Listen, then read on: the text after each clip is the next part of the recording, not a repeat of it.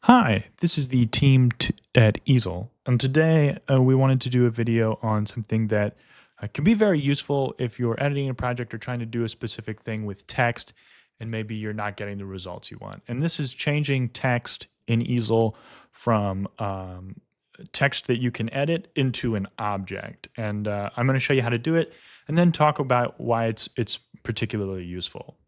So the first thing I'm going to do is create a square, and I'm going to make it a particular size, and then I'm going to change the cut depth to 0. I'm then going to grab my text. That looks good. And I can change it to whatever I want it to be. And I just want to make sure that it's sitting inside of my square or rectangle. And if I need to change the dimensions of my rectangle, that's certainly fine. It's really easy to do. Just go ahead and change those dimensions, and as long as your text is within the bounds of the rectangle that you have, you should be good to go. One thing to mention is sometimes maybe you've made the text first, and then you make your rectangle, and you go to put it over your text and it's covering it. Not a problem.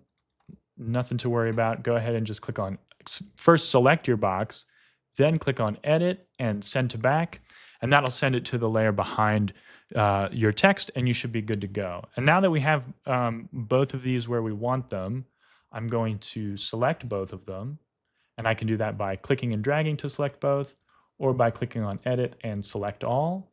And then I'm going to click on edit and combine. And what this does is it combines both of my objects and changes my text from something that I can edit in Easel using my keyboard into an actual object, and Easel will read it as an object instead of as text. And this is really useful for a couple of reasons, and I'm going to kind of show that really quickly here. But one thing to note is once you've done this, there's no way to change it back. So you can't go and edit the text. So you want to make sure that before you change your text to an object, you've edited it and made it exactly what you want, or you'll have to delete it and do it over again. And so I've got this object here, and now I'm going to kind of show you why I think this is really great, or why I think this is really useful. If I have my object selected and go into the app library, I can now use my text in tandem with the some of the app library features that I wouldn't normally be able to do that. Something like path warp, which allows me to warp objects, but I can't use this with text. It's not allowed. I can now use it to create text effects, which I wouldn't normally be able to do with certain texts or text in text box with Easel. Similarly, I can grab it and maybe put the super gradient generator on it and give it a gradient. And now I can just basically change more of the parameters of it when it's an object than I can when it's a text.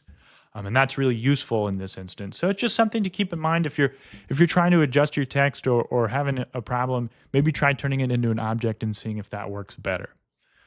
Thank you. Have a wonderful day. To learn more, head over to easel.com.